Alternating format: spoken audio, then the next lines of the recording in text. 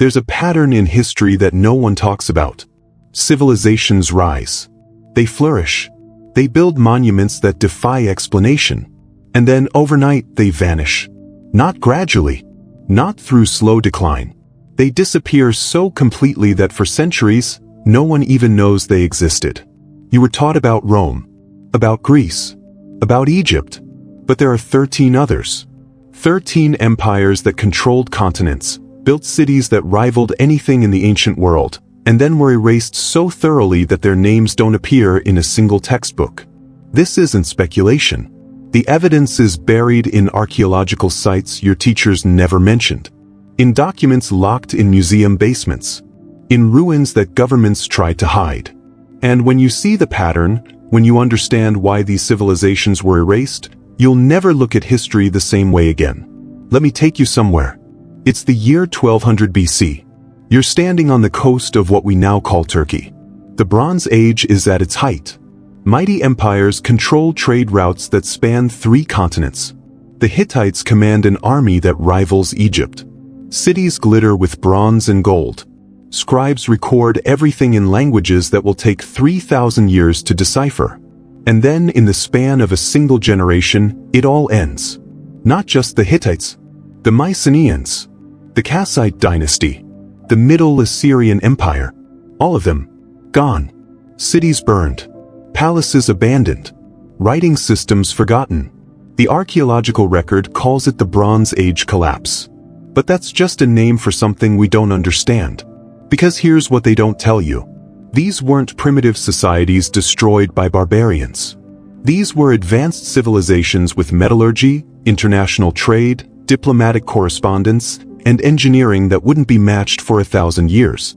And they vanished so completely that by the time of classical Greece, even the Greeks didn't know they had existed. You see, history is written by those who survive. And sometimes, history is written by those who erase it. The official story is simple. The Bronze Age collapsed because of climate change. Drought. Famine. Sea peoples invading from the north. That's what the textbooks say. That's the neat explanation that ties everything together. But when you look at the evidence, when you read the clay tablets that survived, you find something far more disturbing. These civilizations knew what was coming. They wrote about it. They begged their allies for help. And then silence. The last king of Ugarit sent a letter to the king of Cyprus. It was found in the ruins, never delivered. My father, the enemy ships are here. They have set fire to my cities and have done very evil things in the country. All my troops are in the Hittite country and all my ships are in Lycia. The country is thus abandoned to itself. May my father know it. The 7 ships of the enemy which have been coming have done us very great damage. That was the last thing ever written in the Ugaritic language. The city burned 3 days later. Everyone died. The language was forgotten for 3,000 years. But that's just one civilization. One empire that vanished. What about the other 12? They wanted you to forget. Let's talk about the Khmer Empire. You've heard of Angkor Wat. Maybe. It shows up in travel magazines, surrounded by jungle, looking mysterious and ancient. But here's what they don't tell you. Angkor Wat wasn't just a temple. It was the centerpiece of a city that, at its height, was larger than any city in Europe. The Khmer Empire controlled most of Southeast Asia for 600 years. They built a hydraulic system so advanced that modern engineers still can't fully understand how it worked. They created art and architecture that influenced everything from Thailand to Vietnam. And then, in the 15th century, they abandoned it all. The capital city, the temples, the irrigation systems that fed 1 million people. They walked away, and within a century, the jungle swallowed everything. For 400 years, no one knew it existed. Not Europeans. Not even the local population. French explorers stumbled upon it in 1860 and thought they'd discovered Atlantis. But here's the question no one asks. How do you forget an empire? How does a civilization that controlled half of Southeast Asia simply vanish from collective memory? The answer is uncomfortable. It was erased. The Thai kingdom that conquered them deliberately destroyed Khmer records, burned their libraries, rewrote history to make it seem like the Khmer had never been more than a minor kingdom. When the French arrived, they found no written history, no oral traditions, just jungle-covered ruins that the locals called built by gods or giants, because the idea that their ancestors had built something so magnificent had been erased. Think about that for a moment. An empire that lasted 6 centuries, gone from history in less than 2. Not because people forgot naturally, because someone made them forget. Now imagine what else they erased. There's a place in modern Turkey called Göbekli Tepe. You probably haven't heard of it. Most people haven't. It's not in textbooks. It's barely mentioned in popular history. But it's the most important archaeological discovery of the last 100 years, and it rewrites everything we thought we knew about human civilization. It's a temple complex. Massive stone pillars arranged in circles, covered in intricate carvings of animals. The craftsmanship is extraordinary. The engineering is sophisticated. And it's 11,600 years old. Let that sink in. 11,600 years. That's 6,000 years before Stonehenge. 4,000 years before the pyramids. It predates agriculture. It predates pottery. It predates everything we were. Ask yourself why. Why would a discovery that fundamentally changes our understanding of human history be kept quiet? Why isn't this the first thing taught in every ancient history class? The answer is the same as it's always been. Because it's inconvenient. It contradicts the established timeline. It raises questions that no one wants to answer. They wanted you to forget. Let me tell you about a war. Not just any war. The deadliest war of the 17th century. The Qing conquest of the Ming dynasty in China. Between 1618 and 1683, 25 million people died. 25 million. That's more than World War I. More than the Napoleonic Wars. More than the American Civil War. But you've never heard of it. It's not in Western textbooks. It's barely mentioned in world history courses. Because it happened in China, and for centuries, Western historians didn't consider Asian history important enough to teach. But here's what makes this erasure even more disturbing. This wasn't just a war of succession. It was a cultural genocide. The Qing were Manchu, not Han Chinese. When they conquered China, they imposed Manchu customs on everyone. They forced Chinese men to shave the front of their heads and wear a queue, the Manchu hairstyle. Anyone who refused was executed. Entire cities were massacred for resistance. The Manchu rulers systematically destroyed Ming records, burned libraries, and rewrote Chinese history to legitimize their rule. They erased not just a dynasty, but a cultural identity. And it worked. For 300 years, the history of the Ming was told through Qing censorship. The truth was buried. And Western historians, looking at China from the outside, accepted the Qing version without question. It wasn't until the 20th century that scholars began reconstructing what actually happened. By then, the erasure was complete. An entire civilization's death had been written out of world history. Here's what's even more disturbing. This pattern repeats.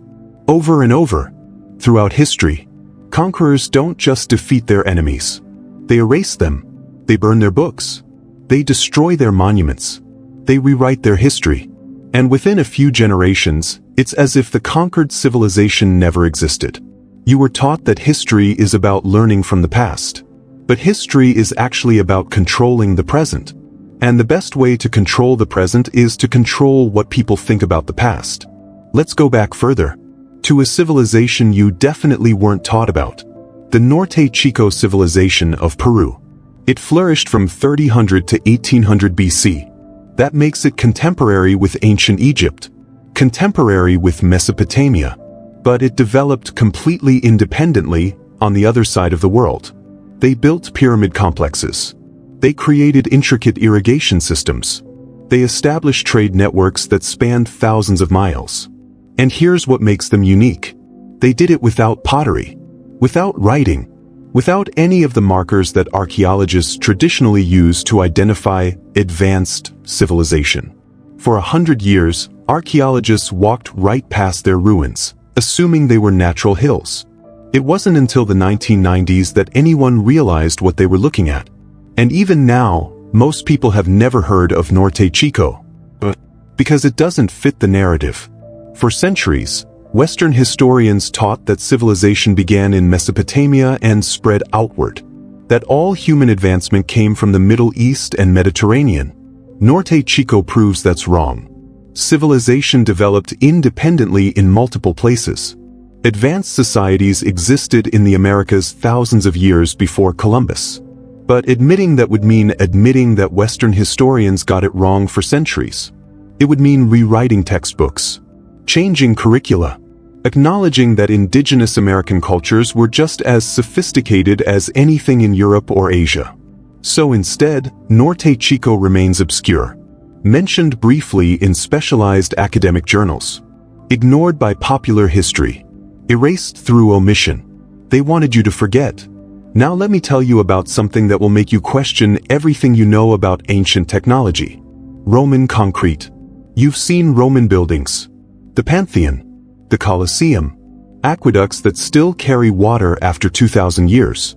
But here's what's strange. Roman concrete was superior to anything we make today. It gets stronger over time. It can set underwater. It's more durable than modern Portland cement. And we don't know how they made it. The recipe was lost. For 1,500 years, we couldn't replicate it. Even now, with all our modern science, we're only beginning to understand how it worked. The Romans mixed volcanic ash with lime and seawater, creating a chemical reaction that produces a mineral called tobermory. This mineral continues to grow and strengthen the concrete over centuries. Modern concrete starts cracking and crumbling after 50 years. Roman concrete, 2,000 years old, is still solid. So why did we lose this technology? Because the recipe was proprietary, controlled by guilds, written down in scrolls kept in libraries. And when Rome fell, those libraries burned. The Library of Alexandria, the Library of Pergamum, the Imperial Library of Constantinople, all destroyed. Not by accident, by invaders who understood that if you want to conquer a civilization, you don't just defeat their armies. You destroy their knowledge. The early Christian church, trying to erase pagan learning, burned classical texts by the thousands. Islamic conquerors, establishing their own narrative, destroyed libraries in conquered cities. Every time a civilization fell, its knowledge went with it. And humanity had to start over. We spent 1,000 years in the Middle Ages unable to build anything as sophisticated as what the Romans had constructed. Not because people were less intelligent, because the knowledge had been deliberately erased. Here's what keeps archaeologists awake at night. How much else did we lose? He claimed he compiled it from 20 older maps, some dating back to the 4th century BC or earlier. Maps that have since been lost or destroyed. This suggests that ancient civilizations we know almost nothing about, had advanced geographical knowledge. They mapped continents. They understood cartography in ways we assumed were impossible without modern technology. And then that knowledge vanished. The original maps were lost, burned, destroyed in the countless library fires that punctuate ancient history. Only fragments survived, copied and recopied by mapmakers who didn't even understand what they were preserving. The Piri Reis map is just one example. There are others. The Orontius Phineas map of 1531. The Zeno map of 1380. All showing geographical knowledge that shouldn't exist. All suggesting that someone long ago knew far more than we give them credit for. They wanted you to forget. Think about this. What else didn't make it into your history books? What other civilizations thrived and vanished, leaving only fragments that we haven't found yet? The archaeological record is full of anomalies. Objects that don't fit the timeline. Technologies that appear too early. Evidence of contact between civilizations that supposedly never met. Every year, new discoveries force us to rewrite what we thought we knew. And every year, there's resistance. Because acknowledging these discoveries means admitting we were wrong. It means questioning the established narrative. And the established narrative is comfortable. It's neat. It explains everything in a linear progression from primitive to advanced, from ancient to modern. But the truth is messy. Civilizations rose and fell. Knowledge was gained and lost. Advanced societies collapsed and their achievements were forgotten. History isn't a straight line. It's a cycle of creation and destruction, knowledge and forgetting, remembering and erasure. Let me take you to the Indus Valley. Modern Pakistan. 5,000 years ago, there was a civilization there. The Harappan civilization. They built planned cities with grid layouts, indoor plumbing, sophisticated drainage systems, standardized weights and measures. They had a written language, still undeciphered. They traded with Mesopotamia, Egypt, and civilizations as far as Afghanistan. At their height, they were more advanced than their contemporaries. Their cities were cleaner, better organized, more egalitarian. And then, around 1900 BC, they declined. Not through invasion, not through natural disaster. They just slowly abandoned their cities and dispersed. By 1300 BC, the civilization was gone. The writing was forgotten. The cities were buried. For 3,000 years, no one knew they had existed. British archaeologists stumbled upon the ruins in the 1920s and couldn't believe what they were seeing. Cities with better urban planning than Victorian London. Plumbing systems more sophisticated than anything in Europe until the 19th century. But here's the disturbing part. The Harappan civilization was erased from local memory. When archaeologists interviewed people living near the ruins, they had no oral traditions about who had built them. No stories. No myths. Just blank spaces where the history should have been. A civilization that lasted 800 years, that at its peak was home to 5 million people, that traded across half of Asia, was completely forgotten. How does that happen? The answer lies in what came after. The Vedic period. Indo-Aryan migrants moved into the Indus Valley, bringing their own culture, their own language, their own history. They had no use for the history of the people they displaced. The old cities were already ruins. The old writing was already incomprehensible. So they simply ignored it, built their own societies on top.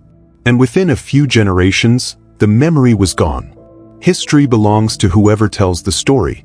And the Vedic peoples told their own story, with no room for what came before. So, ask yourself, who benefited from this being forgotten? What other histories have been erased to make room for the stories we're told now? There's a city called Cahokia. It's in Illinois, across the river from modern St. Louis. 1,000 years ago, it was the largest city in North America. Bigger than London. Bigger than Paris. Home to 20,000 people at a time when most of Europe lived in villages. The people of Cahokia built massive earthen mounds, some over 100 feet tall. They created a complex society with social hierarchies, trade networks spanning the continent, and astronomical knowledge sophisticated enough to align their city with celestial events. And then they abandoned it. By 1400 AD, Cahokia was empty, overgrown, forgotten. When European settlers arrived in the 1700s, they saw the mounds and refused to believe Native Americans had built them. They invented myths about a lost white race, about Vikings or Phoenicians who must have come to America and built these monuments, because surely the indigenous peoples weren't capable of such achievements. That racist assumption persisted for 200 years. Even when archaeological evidence proved Native Americans built Cahokia, the myth lingered, and the civilization itself remained obscure. It's not taught in schools. Here's what makes this even darker. Landa later wrote a book trying to reconstruct Maya history and language because he realized too late what had been lost. His book, Relación de las Cosas de Yucatán, is now one of our primary sources for understanding the Maya.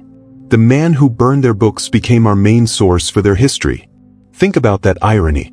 The destroyer became the preserver, but only after the original voices were silenced. We know the Maya through the eyes of their conqueror, through the lens of someone who thought their culture was demonic. How much truth survived that filter? How much was distorted, misunderstood, or deliberately misrepresented? We'll never know, because the original texts are ash. Let me tell you about an empire that controlled a quarter of the world's population. The Mongol Empire. You know about Genghis Khan? Probably, vaguely, as a barbarian conqueror. But here's what they don't teach. The Mongol Empire was one of the most sophisticated political entities in history. They created the largest contiguous land empire ever. They established the Silk Road's golden age. They instituted religious tolerance, meritocracy, and a sophisticated postal system that covered thousands of miles.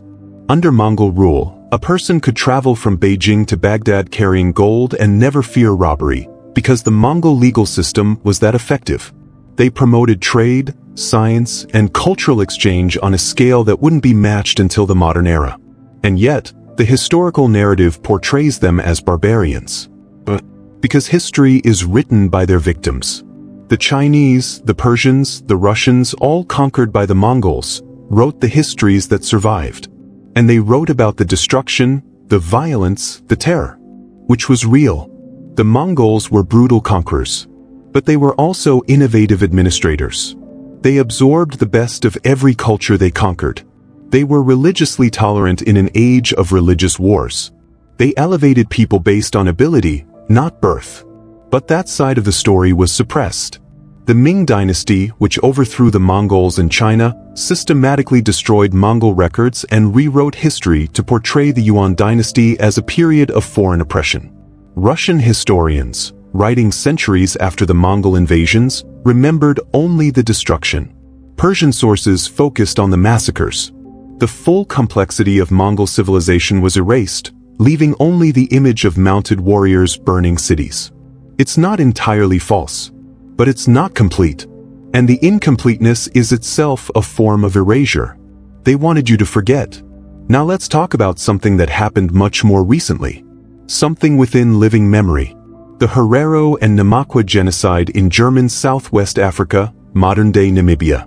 Between 1904 and 1908, German colonial forces systematically exterminated up to 80% of the Herero people and 50% of the Nama people. They used concentration camps. They drove people into the desert to die of thirst. They conducted medical experiments on prisoners. They collected skulls to send back to Germany for racist pseudoscientific research. It was the first genocide of the 20th century. It was the blueprint for what Nazi Germany would later do in Europe.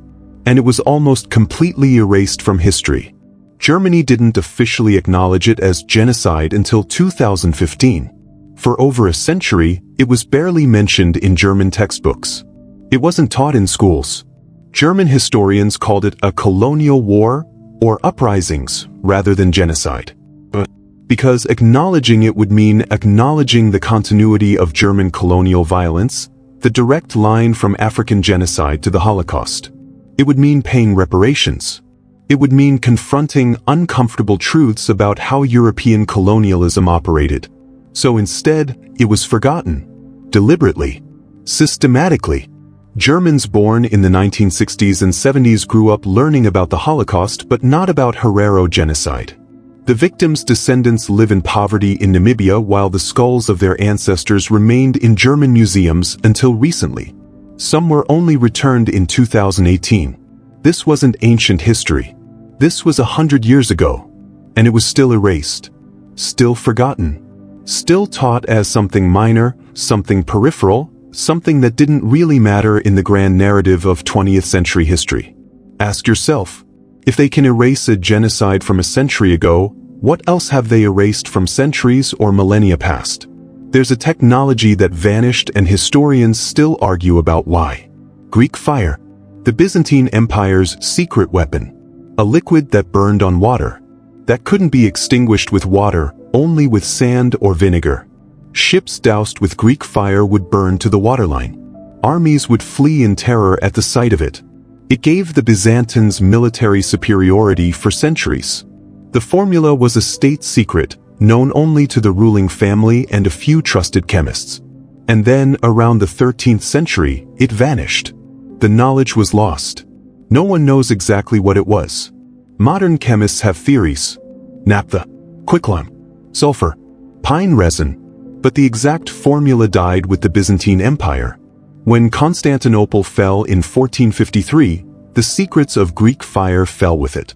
Or maybe it was lost earlier, during one of the many times the city was sacked and libraries burned.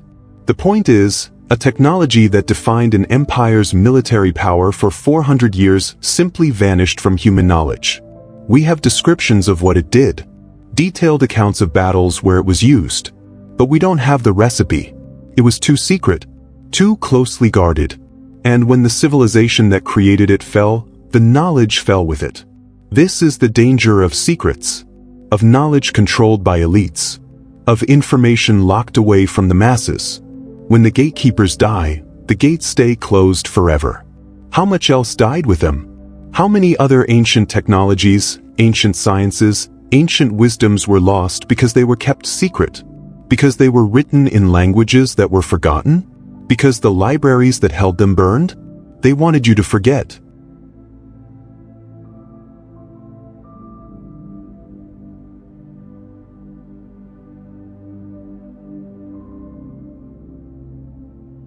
Let's go back to the Bronze Age collapse. Because there's something the official narrative doesn't explain. These civilizations didn't just collapse. They had warning. The drought lasted decades. The invasions built up over years. The trade networks frayed slowly. They had time to adapt, to migrate, to preserve their knowledge. But they didn't. Or they did, and we just haven't found it. There's a theory, whispered among archaeologists but rarely published, that the Bronze Age civilizations tried to preserve something. That they buried caches of knowledge, of technology, of culture, waiting to be found, waiting for a time when the world was ready again. Time caps, the truth survives. In ruins, in artifacts, and in the earth itself. You just have to know where to look. You just have to be willing to ask the questions that the official narrative doesn't want you to ask. These 13 civilizations were erased. But they're not gone. Not completely. We're finding them again. Piece by piece. Stone by stone. And with every discovery, the narrative changes. The story gets more complex. The past becomes stranger and more wonderful and more tragic than we ever imagined. So ask yourself, what else are they not teaching? What else is buried in the sand, waiting? What else did they want you to forget?